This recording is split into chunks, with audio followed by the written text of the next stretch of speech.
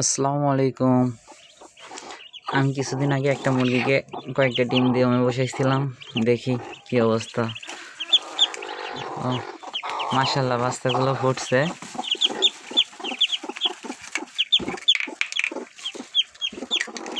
দেখি কয়টা বাচ্চা ফুটলো।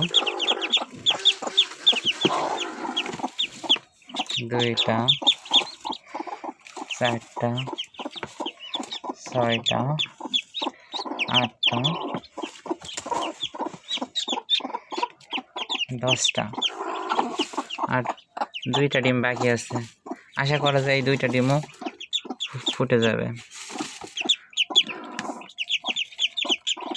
তো মাশাআল্লাহ সবগুলো ডিমের চাবি পাইছি।